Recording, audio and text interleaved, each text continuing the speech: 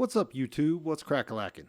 So, today I'm going to cover a much more serious and obviously very controversial subject. That's not how I'm going about this discussion-wise. I want to have a discussion about it. Topic today is trying to understand modern feminism. So, a little bit about me. I'm a Gen Xer. I grew up in a loving middle-class family. I had both my parents during my upbringing. I have one older brother. I live here in Colorado, and I grew up here in Colorado.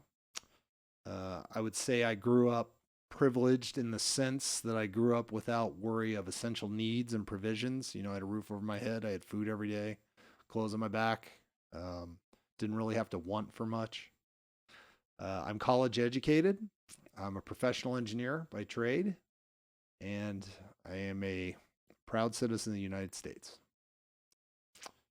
A broad definition of modern feminism is feminism focuses on the theory of patriarchy as a system of power that organizes society into a complex of relationships based on the assertion of male supremacy. In light of this theory, the oppression and marginalization of women is thus shaped not only by gender, but by other factors such as race and class. Continue on with this thought of the original movement on feminism. Feminists envied men. They wanted to go to the workplace. They wanted options to do things outside the home.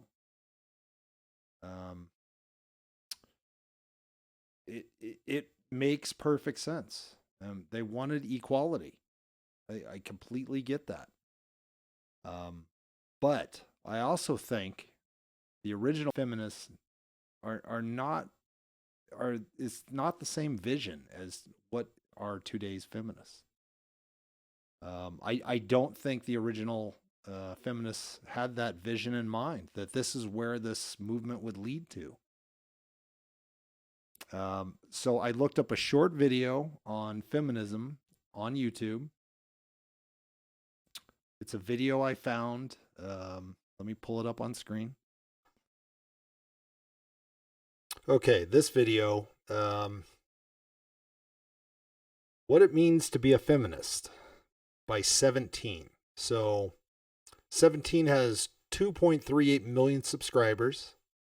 And at the time of watching this video, it had 267,000 views. This video is 3 years old. It's a very short video. It's only 2 minutes and 10 seconds. And I tried to take the most objective view of all the things I'd seen and heard in this video, and tried to really listen to what was spoken and the message that is being delivered. In this particular case, I tried to follow the advice of Casey J. She was a speaker on TED Talks, and something she said resonated with me.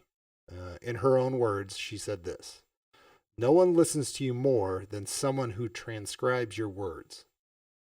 So I took that to heart, and I literally wrote down all the words that these women actually said in this clip so I could truly digest it. So let's get into it. Feminism is not trying to take from men, but just trying to raise to the same level as what men have. There you go. Okay, so that's the original idea of feminism, right? I can completely support that concept. We've already seen how men can run the world because they've been doing it, and there's been a lot of messed up things that have happened because of it. I think it's time for women to actually have a voice. Feminism. Okay, so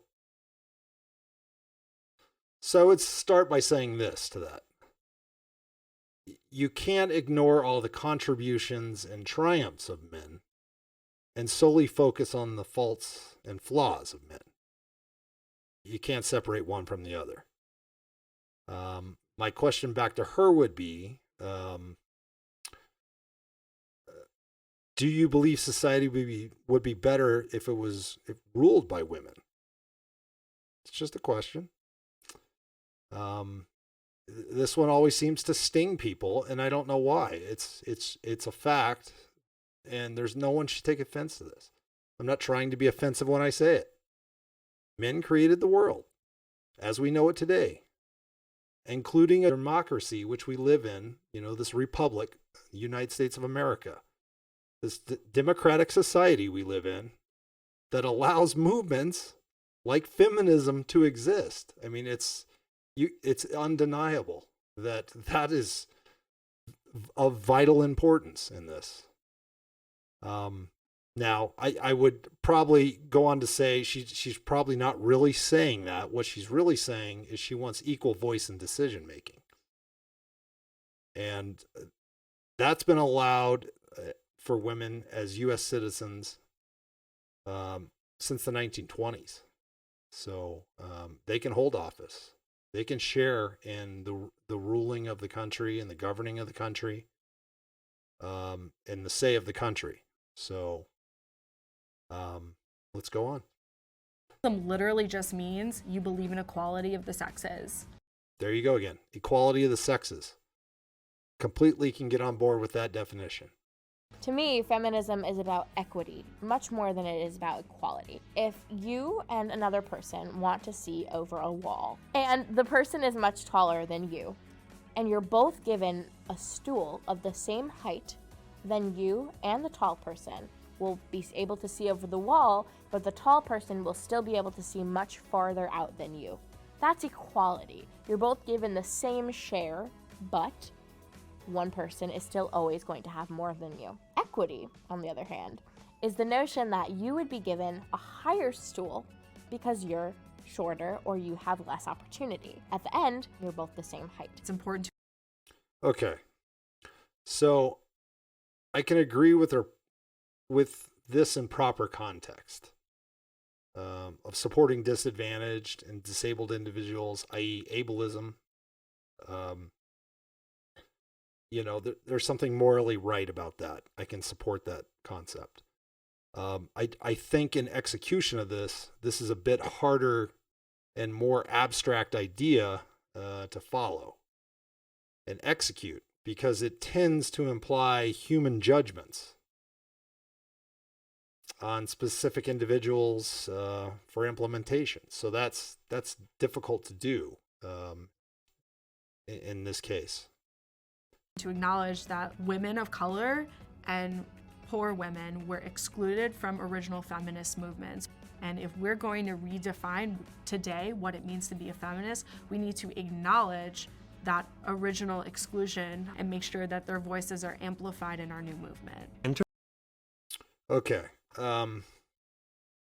So this one has me scratch my head a little bit in the sense that, yes, this was a problem with the original feminist movements. Is it still a relevant issue today in feminism, though? You guys tell me. Respond in the comments below.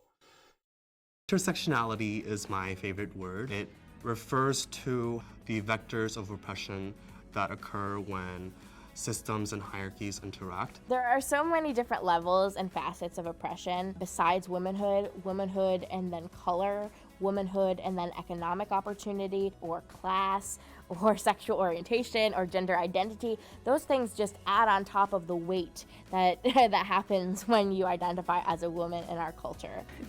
Okay, so those two, we're talking about intersectionality. This gal is also going to get into that. I'll cover that at the end of this video. We're almost there. Feminism is not intersectional, is not trans-inclusive. If it's ableist, if it's racist, then it's not feminism. Our movement becomes less powerful if we're leaving people behind. Okay, so intersectionality. The interconnected nature of social characterizations such as race, class, and gender as they apply to a given individual or group, regarding as creating overlapping and independent systems of discrimination and disadvantage.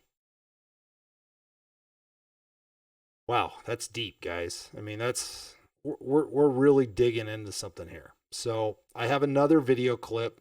Let's cover it quickly. That breaks this down, hopefully even more clear for me.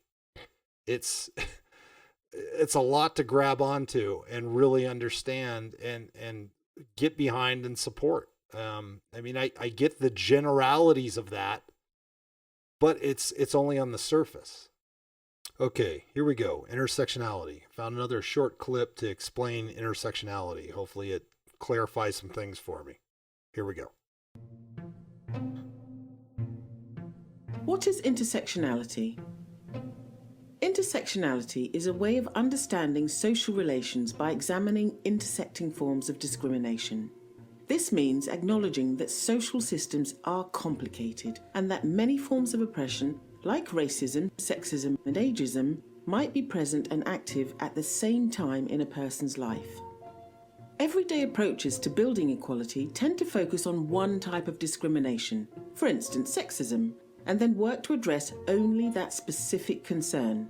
But while the career of a young, white and able-bodied woman might improve with gender equality protections, an older, black, disabled lesbian may continue to be hampered by racism, ageism, ableism and homophobia in the workplace. Again, I see the problem, but how do we address this, guys? I mean, that's a lot to take on. Let's keep going. Intersectionality is about understanding and addressing all potential roadblocks to an individual or group's well-being. But it's not as simple as just adding up oppressions and addressing each one individually. Racism, sexism and ableism exist on their own, but when combined, they compound and transform the experience of oppression.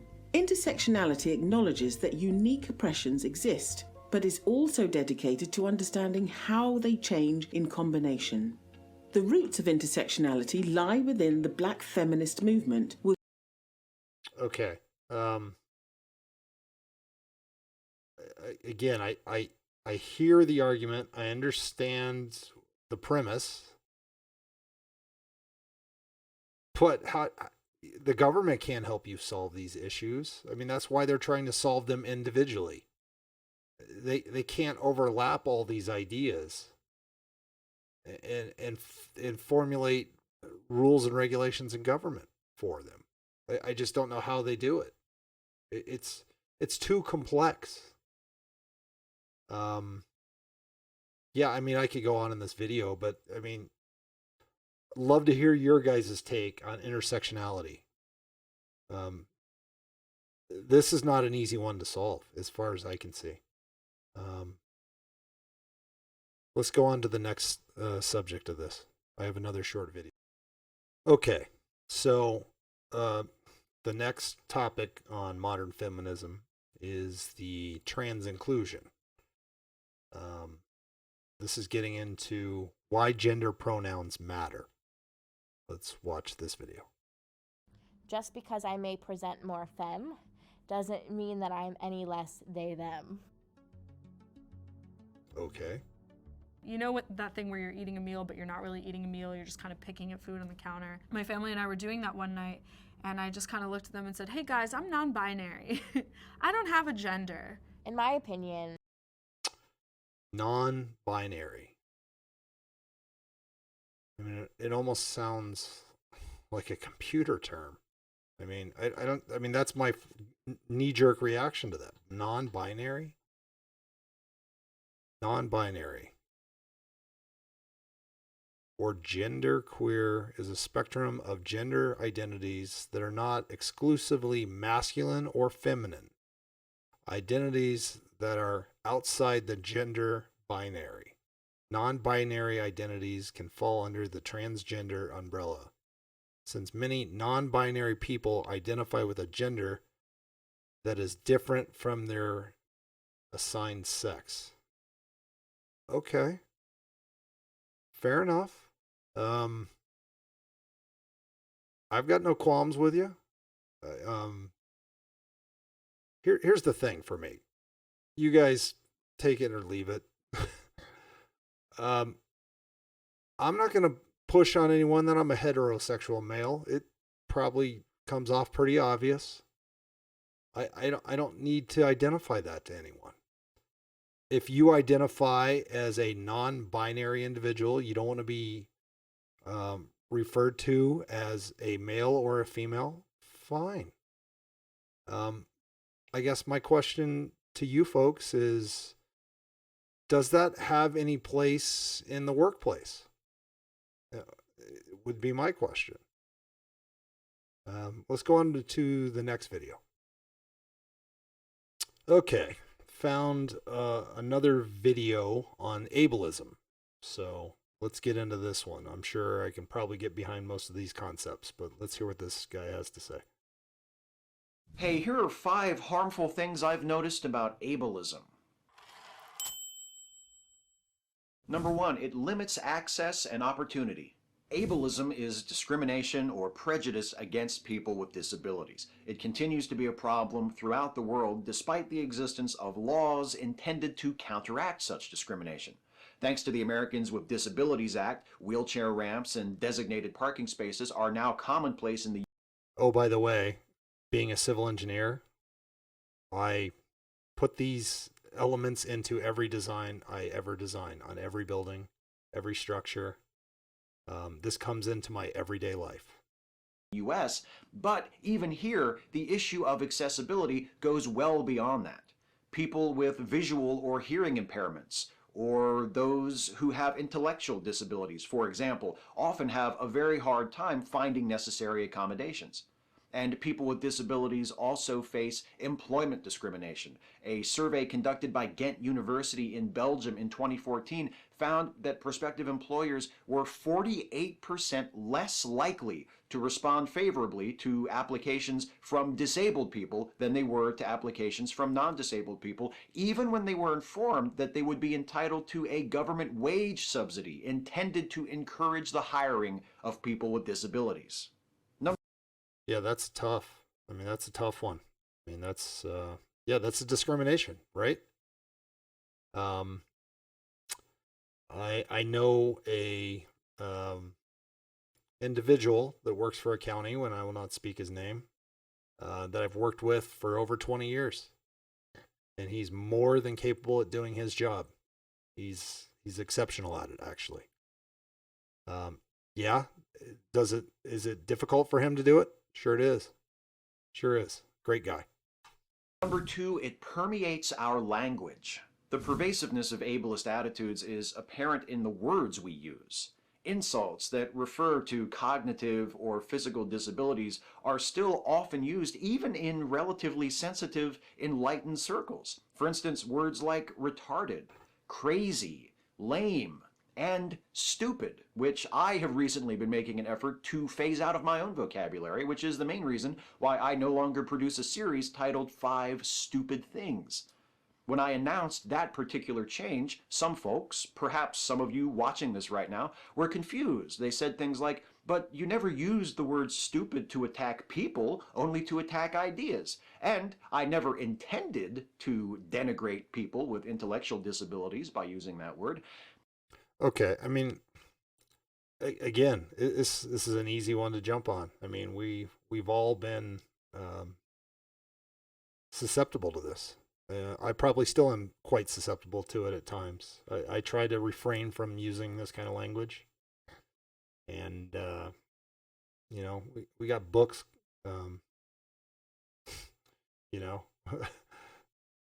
computers for dummies, right? Things like that, all over the place, all the time. And you're right. The stupid thing or retarded or those derogative terms are thrown out quite often, and they are and can be offensive. Often unintentional. And unintentional doesn't equal okay.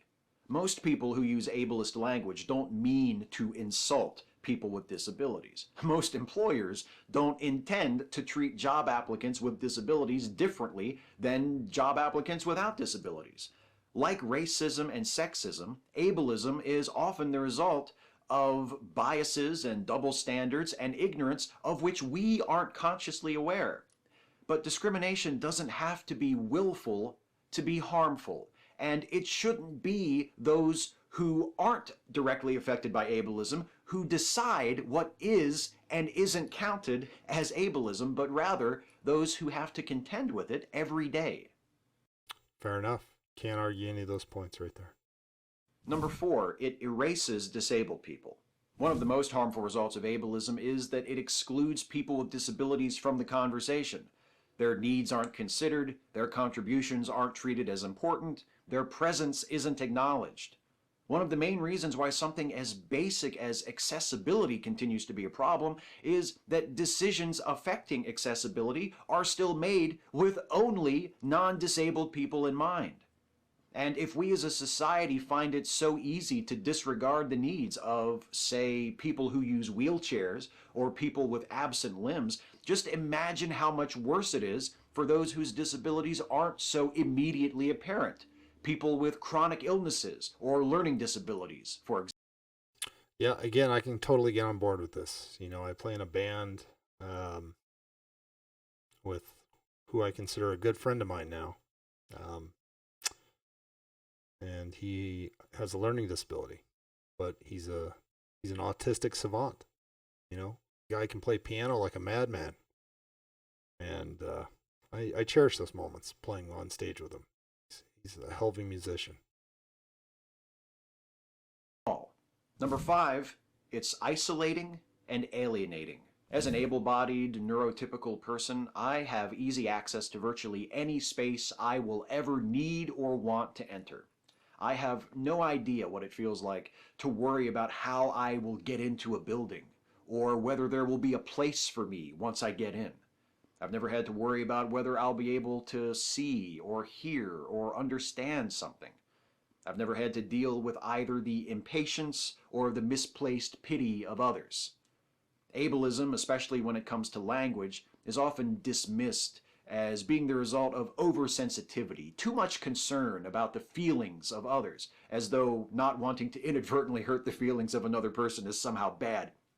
But okay, wrap this one all up. So I'm struggling with this one, this whole topic in general, and its inclusion in modern feminism. I'm having a tough time connecting the two. It feels like it's a tack on to modern feminism. This is its own subject right here. I mean, this is tough.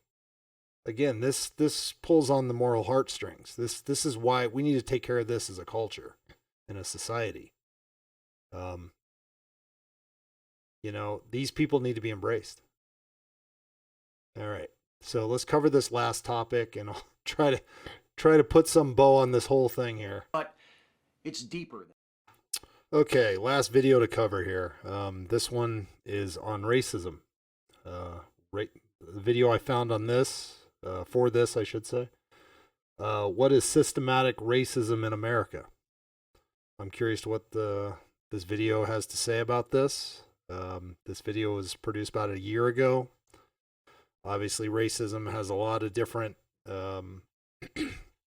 times in history, different events. I mean, there's, you know, this could be 25, 30 videos in itself. So, obviously, I'm just trying to cover a very broad piece as it relates to feminism and just try to get this into the spectrum of this understanding. So, here we go.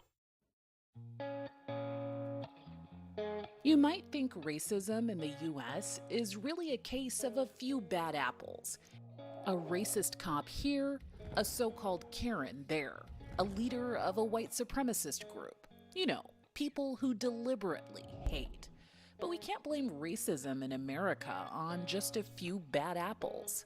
Think of our nation's problem as more like an apple pie, with the racial injustice baked right into every aspect of our society.